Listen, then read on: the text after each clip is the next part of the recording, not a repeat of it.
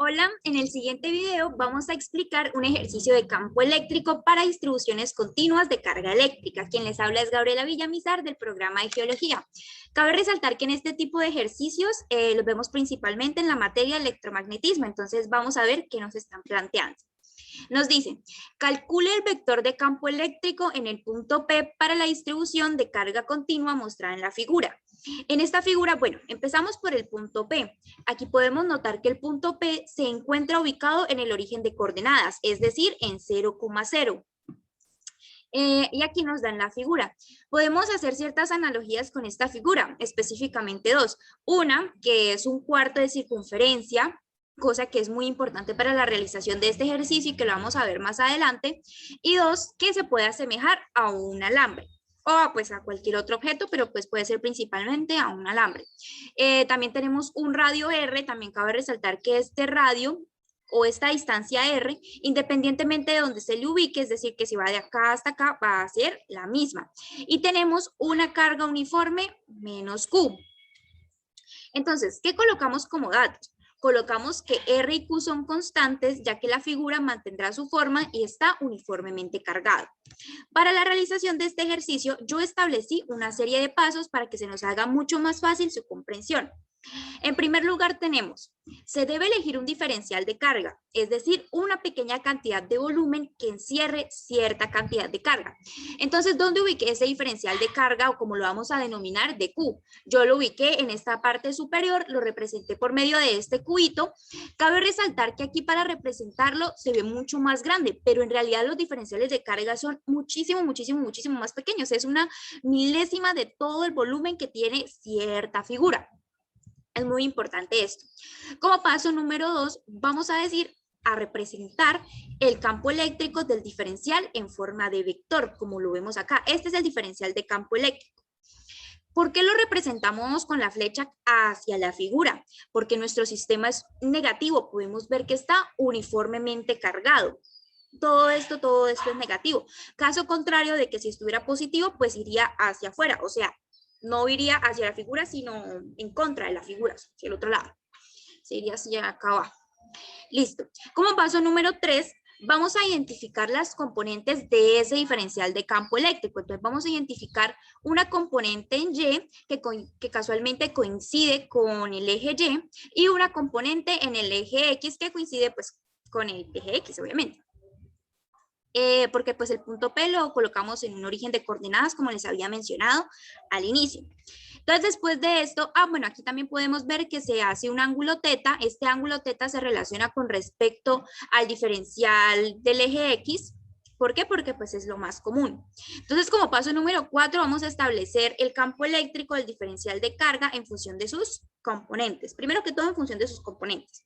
Entonces, nuestro diferencial de campo eléctrico va a ser igual al diferencial de campo eléctrico sub X en Y. Recordemos que la Y es para la X, más el diferencial de campo eléctrico en Y de J, porque la J es para la Y.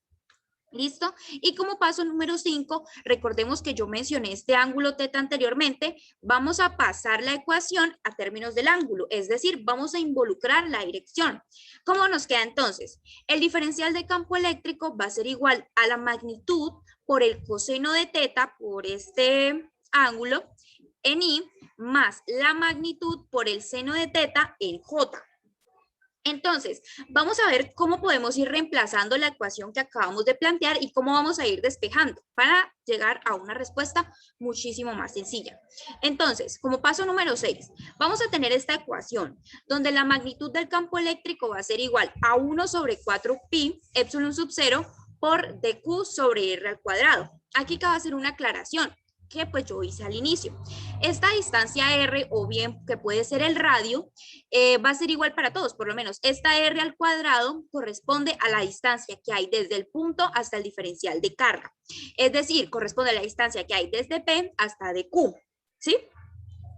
Entonces, esa misma distancia, por ser un cuarto de circunferencia, que también lo dije al inicio del video, va a ser lo mismo a esta R, o sea, va a ser el radio. ¿Por qué? Porque de cualquier punto hacia cualquier parte de la figura, o sea, de cualquier punto de la figura hasta el punto P va a ser el mismo radio, independientemente, o sea, va a ser la misma distancia. Para este ejercicio, entonces, la R mayúscula va a ser igual que la R minúscula, no nos vamos a complicar por eso. Listo, entonces vamos a continuar con el procedimiento número 6. Vamos a utilizar la misma ecuación que les había explicado anteriormente, que es la ecuación de la magnitud del campo eléctrico, y la vamos a reemplazar en la ecuación que encontramos en el paso número 5, esta donde involucramos la dirección. Entonces, este es simplemente un reemplazo. El campo eléctrico va a ser igual a la magnitud, ¿sí? Como lo habíamos dicho anteriormente, y en este caso la magnitud va a ser 1 sobre 4pi por epsilon sub 0 que multiplica a dq sobre r al cuadrado, y esto va a estar multiplicado por el coseno de teta en i, más de igual forma 1 sobre 4pi por epsilon sub 0 que multiplica a dq sobre r al cuadrado multiplicado por el seno de teta en j. Entonces vamos a continuar.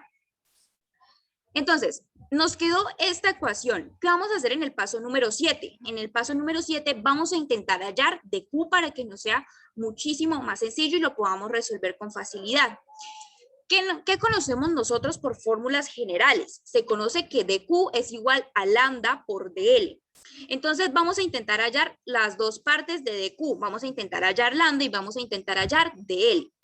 Entonces, para encontrar dl se parte de la definición de longitud de arco. Podemos ver que esta figura que tenemos en esta diapositiva difiere un poquito de la anterior, ¿cierto? ¿Por qué? Porque yo le añadí otra parte, que es lo que está en verde. Esa es la longitud de arco. Va a ser un pequeño trocito de la circunferencia, o bueno, en este caso, un cuarto de circunferencia, y la distancia que hay de cada uno de los extremos del arco hasta el punto P. Se nos forma básicamente un triángulo y al llegar al punto P podemos ver un ángulo que lo vamos a llamar de teta. ¿Qué nos dice la definición de longitud de arco? Que dl va a ser igual a r por d teta. Entonces simplemente reemplazamos. dq es igual a lambda por dl y dl nos dio r por d teta. ¿Sí? Espero que hasta ahí se me haya entendido. Voy a pasarme para aquí arriba. Listo. Ahora vamos a intentar hallar lambda. Se sabe que esta es igual a Q sobre L, donde L es la longitud del cuarto de círculo. Por lo que una longitud de una circunferencia completa, como yo la estoy mostrando aquí en pantalla, más o menos así, va a ser igual a 2pi por R. Pero en este 4 lo estoy dividiendo entre 4. ¿Por qué? Porque esto es un cuarto, le hacen falta 3 pedacitos. Entonces, si yo le saco segunda a esta ecuación, segunda de 2, pues es 1 y segunda de 4 es 2. Entonces nos queda así la longitud pi r sobre 2. Así, pues yo establecí la ecuación de la siguiente forma para que podamos hacer una pequeña regla de 3. Ya les muestro. Listo. Una pequeña regla de 3, no, perdón, una ley de la oreja. Entonces, lambda nos va a dar igual a Q, yo coloqué Q sobre 1 y pues lo que nos dio acá, pi r por 2. Notemos que este r acá yo lo coloqué en minúscula y aquí lo coloqué en mayúscula. ¿Por qué? Ya les había explicado anteriormente que el r mayúscula y el r minúscula en este ejercicio van a ser totalmente lo mismo. Entonces, a continuación vamos a aplicar la ley de la oreja. Entonces, Q por 2 va a ser igual a 2Q y 1 por pi r, pues va a ser simplemente pi r y este nos da el resultado de lambda. Entonces simplemente vamos a sustituir en dq. dq va a ser igual a 2q sobre pi r, que es lambda, mira aquí está, dq lambda por dl, y dl nos dio r por d teta. Entonces r con r se nos cancelan y finalmente dq nos da 2q sobre pi por d teta. Espero que hasta ahí haya quedado muy claro y vamos a seguir con el siguiente paso. Vamos a poner aquí arriba. Listo, ahí quedó perfecta. Entonces, de nuestro procedimiento, ¿qué vamos a hacer? Vamos a sustituir simplemente. Esta es la ecuación que se nos había generado en el paso número 6, esta que estoy aquí señalando con el puntero, y esta dq es lo que nos dio en el paso número 7. Ahora vamos a sustituir este dq en esta ecuación. Entonces vamos a seguir con la ecuación de arriba. Entonces vamos a ponerle igualito. 1 sobre 4pi epsilon sub 0, ven que está igualito, y aquí está dq. dq lo vamos a colocar tal cual, 2q sobre pi, mírenlo acá, 2q sobre pi sobre r al cuadrado y yo coloqué aquí sobre 1 para que igualmente más adelante hagamos ley de la oreja. Entonces continuemos. Por de teta, obviamente, mira, aquí está el de teta, que multiplica al coseno de teta en i, más lo mismo de la ecuación de arriba, 1 sobre 4pi por epsilon sub 0, que multiplica a dq reemplazado, que es 2q sobre pi, sobre r al cuadrado por d teta, que multiplica al seno de teta en j. ¿Listo?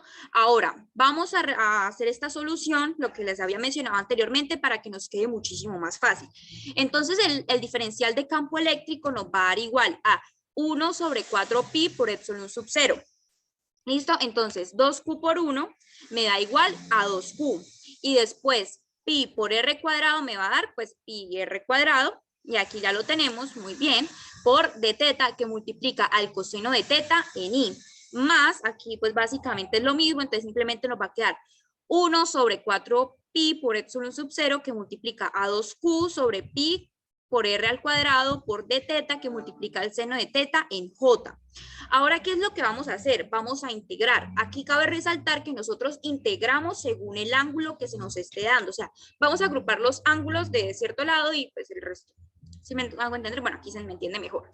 El diferencial de campo eléctrico va a ser igual a 1 sobre 4pi por epsilon sub 0 multiplicando a 2q sobre pi al cuadrado, y lo vamos a integrar el coseno de teta y de teta en i, y lo mismo del otro lado, pero recordemos que el otro lado es con el seno y pues con j, entonces nos queda más 1 sobre 4pi por epsilon sub 0, que multiplica a 2q sobre pi por r al cuadrado, que integra al seno de teta por d teta en j. Listo, entonces vamos a resolver esa integral. Listo, esto fue lo que nos dio anteriormente, esa integral. Y ahora vamos a agrupar y vamos a identificar límites. Bueno, primero agrupemos, ustedes se preguntarán cómo vamos a agrupar. Entonces simplemente multiplicar directamente, recordemos que aquí pues si lo vemos de una forma matemática común, simplemente tenemos dos fraccionarios. Entonces si multiplicamos 1 por 2q, ¿qué nos va a dar? ¿Qué nos va a dar? 2q. Luego, si multiplicamos, vamos a ver qué términos semejantes tenemos en los denominadores. El 4 lo bajamos normalito y miren, de este lado tenemos pi y de este lado tenemos pi. Entonces, pi por pi, pues vamos a colocar pi al cuadrado, epsilon sub 0 igualito, epsilon sub 0, y r al cuadrado. Entonces nos queda 2q sobre 4pi por epsilon sub 0 por r al cuadrado. Y aquí es donde vamos a identificar los límites de nuestra integral. ¿Cuáles son nuestros límites? Nuestros límites van a ser pi sobre 2 como límite superior y 0 como límite inferior. Ahora, les voy a hacer una pequeña explicación, pues aquí en cámara, de por qué estos son los límites. Bueno, como ustedes pueden ver aquí en naranja, este es el ángulo teta. Bueno, estos son nuestros dos ejes. Este es el eje X y este es nuestro eje Y. Ahora, tengan en cuenta eso y este va a ser el ángulo, ¿sí? Nuestro ángulo parte acá de 0. Se lo voy a hacer en el tablero. Recordemos que para el plano cartesiano los ángulos son acá 0, acá son pi medios que representa pues 90 grados, pi medios, acá va a ser 2pi que es 180,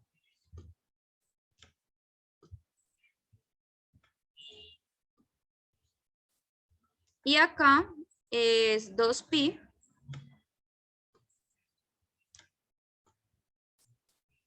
sobre 3 para el ángulo de 270. Listo. Entonces, nuestro ángulo va a ir así, desde 0, desde acá donde está la X, recordemos que este es el eje X y este es el eje Y, entonces va a ir desde 0 ascendiendo y solamente puede ascender hasta los 90 grados. Entonces, por eso es que 90 es nuestro límite superior, o bueno, pi medios, y 0 es nuestro límite inferior. Listo, espero que haya quedado claro esa parte. Entonces nos queda la integral de 0 a pi medios por el coseno de teta, de d teta en i, más 2q sobre 4pi al cuadrado por epsilon sub 0 r cuadrado en la integral desde 0 hasta pi medios del seno de teta por d teta en j. Entonces, nuestro campo eléctrico va a ser igual. Aquí pues ya vamos integrando, ¿sí?